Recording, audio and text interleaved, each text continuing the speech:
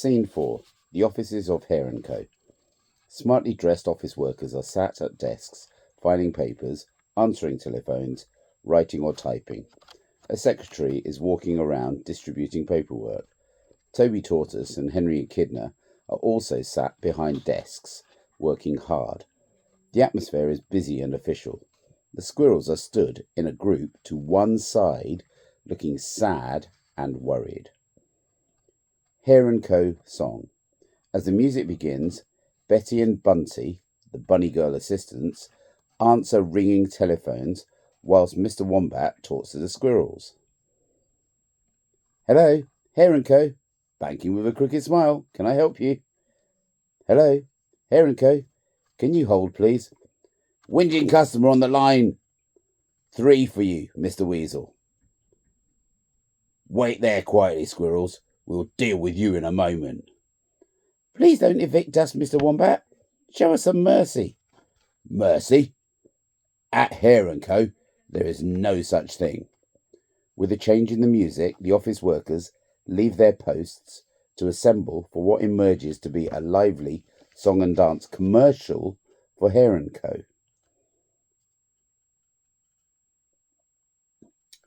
Chorus of Hare & Co. Then Wombat speaks. Remember, your burrow is at risk if you do not keep up repayments on a loan secured on it. The squirrels now take centre stage to tell their sad story of money problems. The squirrels sing. The company freezes as the lights change and Harvey enters.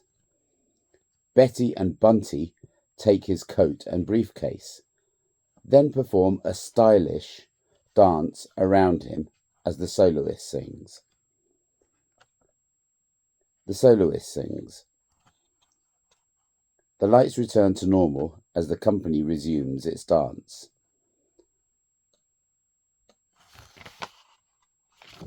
The office workers now assemble in a tight group, standing to attention and saluting or holding their hearts as they sing the Hare & Co. anthem. A tap routine begins, which involves various office workers, at the end of which the squirrels reappear and perform appropriate hair-washing actions as they sing.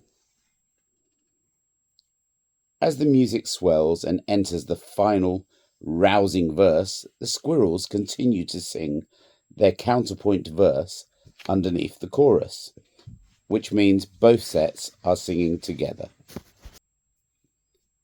The song ends triumphantly and the office workers return to their desks. Wombat, Beaver, Weasel and Ferret hold folders and clipboards and stand looking at the sorry group of squirrels. So, let me see if I've got this right. You squirrels couldn't pay Mr. Hare the rent for your house. No, Mr. Wombat. So you borrowed money from Mr. Hare to pay your rent? Yes, Mr. Beaver. And now you can't pay back your loan? No, Mr. Weasel. Don't you keep any money saved up for a rainy day? Yes, Mr. Ferret. So where is it? Well, it rained last Tuesday, so we spent it. What on? Umbrellas and wellies. Well, you know what this means, don't you? Yes, we can do our own production of Singing in the Rain. No, it means you'll be evicted immediately. Keys, please. But we haven't got anywhere to go. Keys. Everybody says keys together. Squirmy hands a bunch of house keys to Wombat, and the squirrels exit sadly. This is terrible. Those poor squirrels have had nothing but trouble ever since they moved to the valley. What do you think they'll do now? Well, I suppose they'll just have to go to live in the wood. Toby and Henry continue to talk quietly. Meanwhile, Harvey is sat at his desk on the other side of the office talking to Betty and Bunty. Well then, girls, who's going to do a spot of shorthand for me? Oh, Harvey, let me. Oh, girls, let's not fight over it. I'll tell you what. Betty, you come and sit here and take the notes. And Bunty, you can sit here and give me a manicure. Betty and Bunty perch upon the desk on either side of Harvey.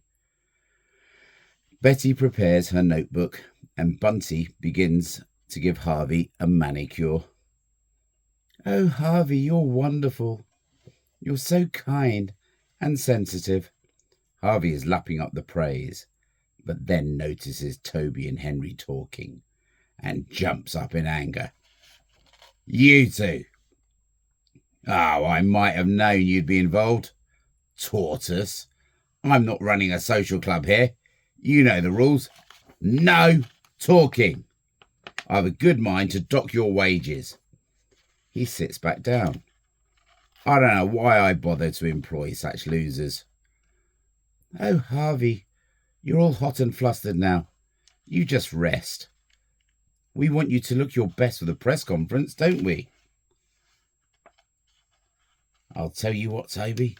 When I'm mayor, there are going to be a few changes in this valley. One of them, including that hare and his family. Dock our wages, indeed. Well, you've got my vote, Henry. Oh, shh. He's looking again. That's it, Tortoise. I've warned you. Once, half a day's wages. But Harvey... Astonished and angry. I beg your pardon? What did you say? How dare you? It's Mr. Hare to you. Before Harvey can say anything else, Wombat runs over to him excitedly. Excuse me, Mr. Hare. Lady Lucinda's arrived, and the press are here. I'll deal with you later, Tortoise. Right, everyone, places. The office workers frantically rush to their formal positions in readiness to greet Lady Lucinda. When in position, they all freeze with worried looks on their faces. And remember, smile. Instrumental music. The office workers all put on very false grins. An aristocratically, which means posh, dressed lady, Lucinda, enters regally, followed by members of the press who arrange themselves to film, photograph, and take notes. Oh, Harvey, darling, how lovely to see you. Kissing Lucinda's hand. Oh, Lady Lucinda, you're looking radiant as always. Thank you, darling. Now, you haven't forgotten about our little arrangement, have you? About my new credit card? I'm still having a few cash flow problems. I'll say no more, Lady Lucinda. I quite understand. The best things in life may be free, but everything else... There's Harvey card. He produces a credit card and holds it up for the cameras. Not just a competitive interest rate of 99%, but you can also collect hair miles. You're too kind. She pockets the card and then addresses the whole crowd. Now, as the official returning officer for the Evergreen Valley mayoral election tomorrow, it'll give me great pleasure to welcome everyone to this election press conference. Here we have the chaps from the Valley Echo, And we're also very lucky to have Jack Daw and his crew from Channel 10's evening news programme. Well, don't forget that this isn't just about me.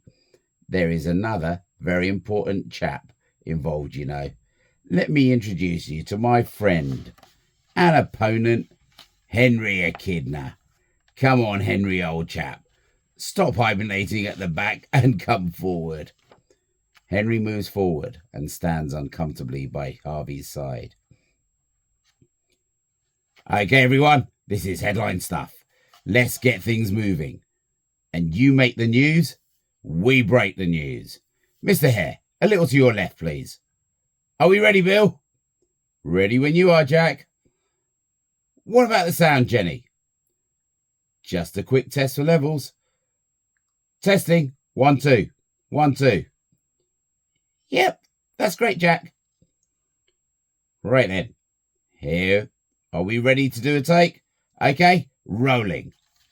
Good evening and welcome. When anyone says Harvey Hare, we immediately think of the hard-nosed, millionaire business tycoon.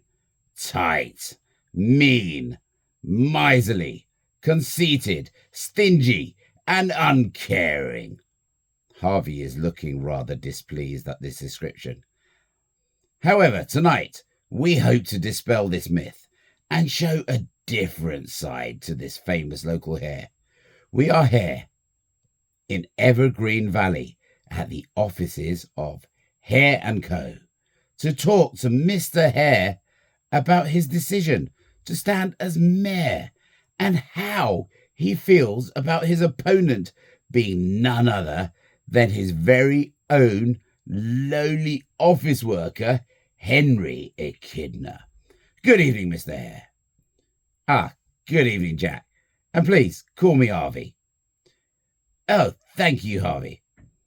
Now, your decision to stand as mayor may come as a shock to some people.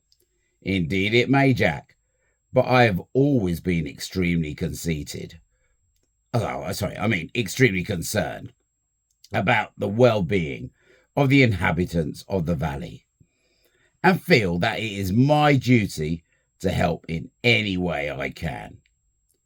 Harvey looks over to Beaver and signals to him, but Beaver misses the signal. Harvey coughs rather unsubtly. And Beaver remembers his task, moving to the centre and reciting his lines unconvincingly.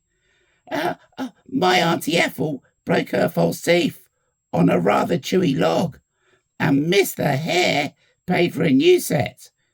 Now she can play the saxophone again. It's a miracle.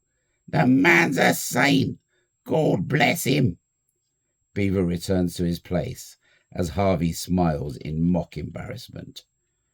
That's wonderful. Now, how did you feel when you found out that your own employee, Henry Echidna, was going to stand as mayor against you?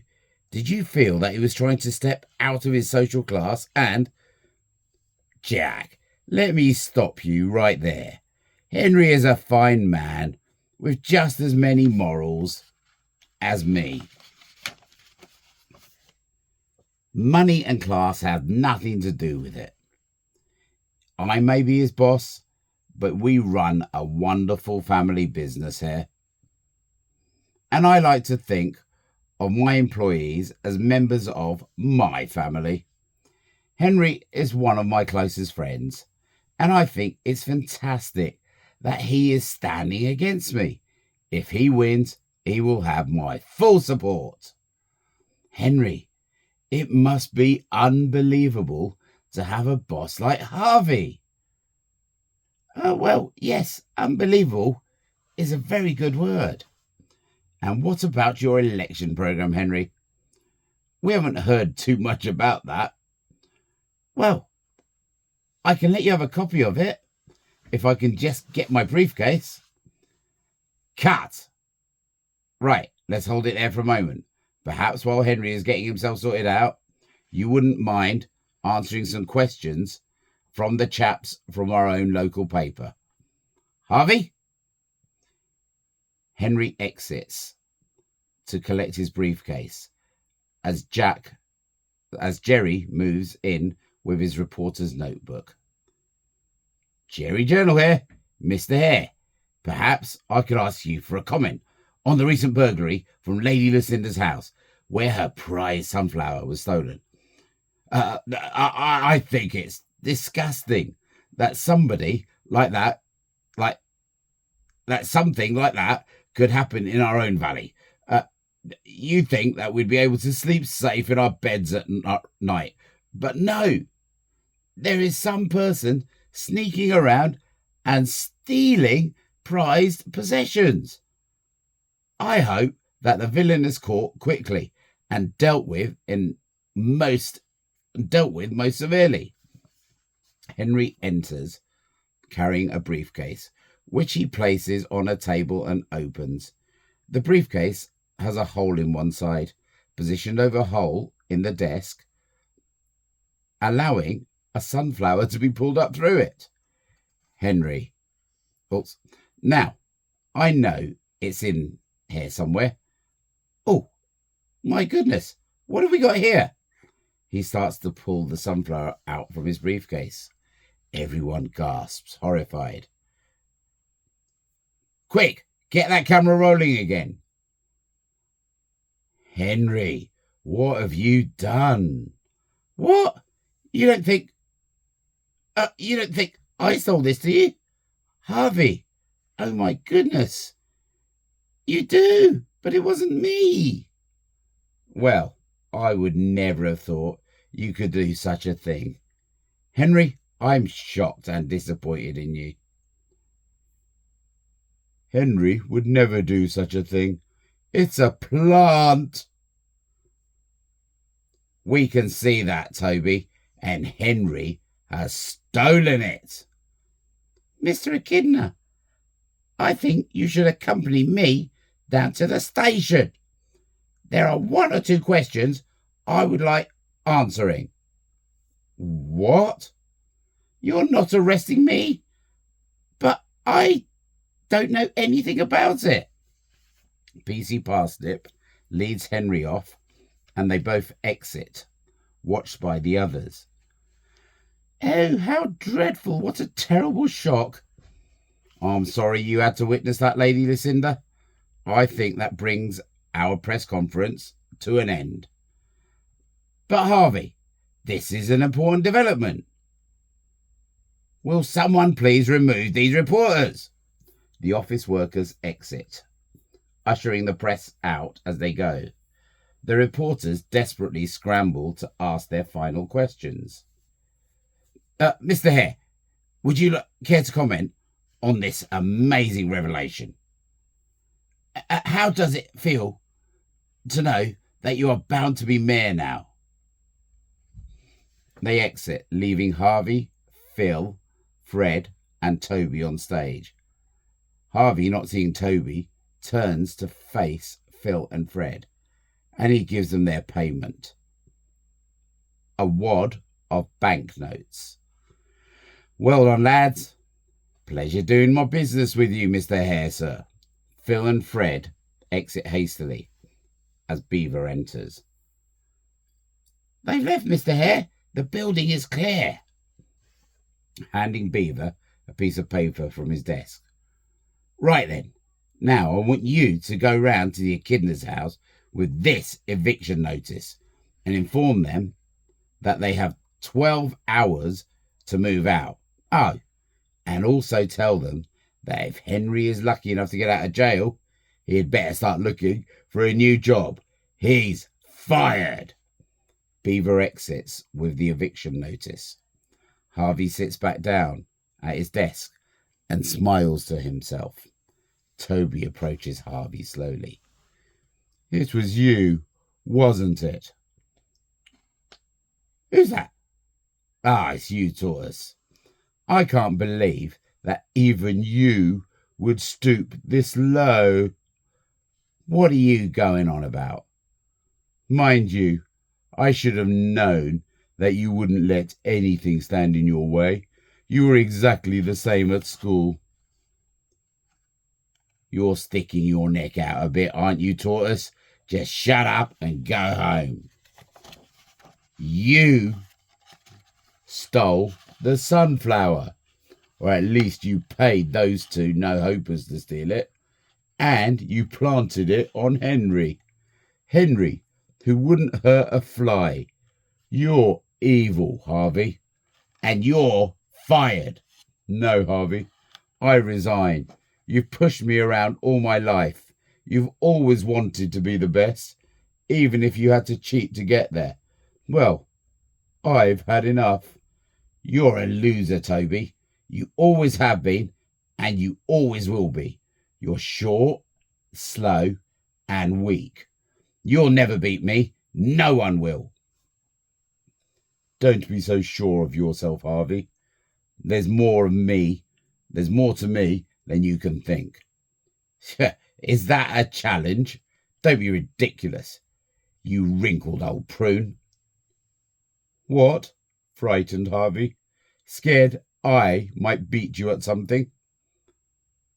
So, you want me to prove how pathetic you are, do you? OK, Shorty. Put your money where your shell is. A race. Suddenly looking worried. A race? Ah, who's scared now, Tortoise? Don't think those short, stumpy legs are up to it, eh? He laughs mockingly. Right, a race it is. But let's make it interesting. A bet. Everything I own against everything you own. No problem. Tell you what, I'll throw in the title of mayor too. Fine. The clearing. Tomorrow at noon. It's a deal. They shake hands, but then Harvey pulls Toby up close to the front of his top. But don't forget, Toby, you're a pathetic waste of space. And I can't wait to run you and your dawdling snail family out of this valley for good. Blackout.